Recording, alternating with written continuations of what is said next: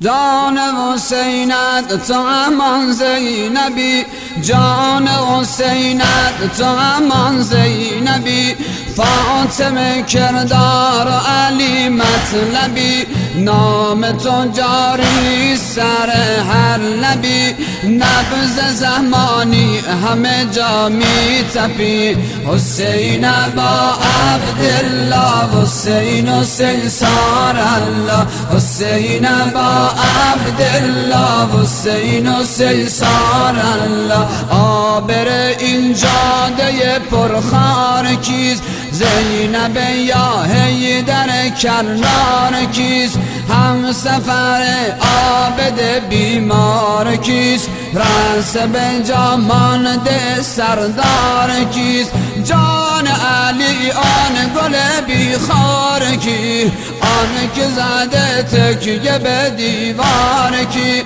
فاطمه جان این همه غم بار کی؟ جان علی خطبه شامکار کی؟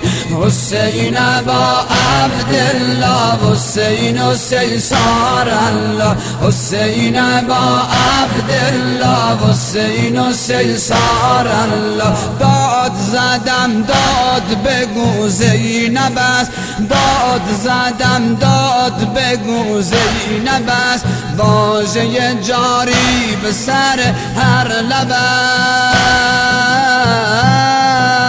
وای دلم کرده هوای علی، وای دلم کرده هوای علی، خطبه بخوان عین صدای علی، خطبه بخوان خطبه که غوغا کنی، تا همه را عاشق مولا کنی.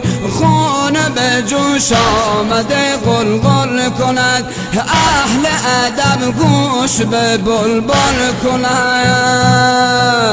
کیست که این در تحمل کند، تا همه جا خون حسین گل کند.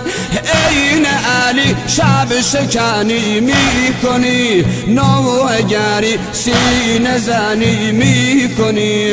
حسین با عبدالله، حسین حسین سار الله، حسین با عبدالله، حسین حسین سار الله. مرد ترین مردی اگرچه زنی، بهتر صد مرد شبیه منی. غافل سالار قریب حسین، خواهر دانای نجیب حسین، دختر آن یاسب اشتی بگو، هرچه از آن خطبه نوشتی بگو. نصف علی نصف دگر فاطمه، چشم پر از خشم تو پر عاطفه. حسین با عبدالله، حسین حسین سار الله، حسین با عبدالله، حسین حسین سار الله. هیچ کسی جز تو تحمل نکرد، خطبه او در همه جا گل نکرد. هیچ کسی جز تو تحمل نکرد، خطبه او در همه جا گل نکرد. هم سفر وسعت دریا تویی، قلب علی دیده زهرا تویی.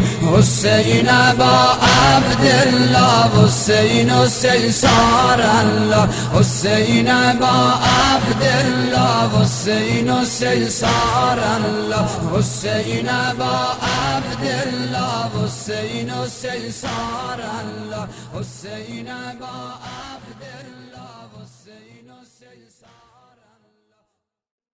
جان حسینت تو امان زینبی، جان حسینت تو امان زینبی، فاطمه کردار و علی مطلبی، نام تو جاری سر هر لبی، نبض زمانی همه جا می تپی. حسین با عبدالله، حسین حسین سار الله، حسین با عبدالله، حسین و سیسار الله. آبر این جاده پرخار کیست؟ زینب یا حیدر کرار کیست؟ هم سفر عابد بیمار کیست؟ رأس به جا مانده سردار کیست؟ جان علی آن گل بی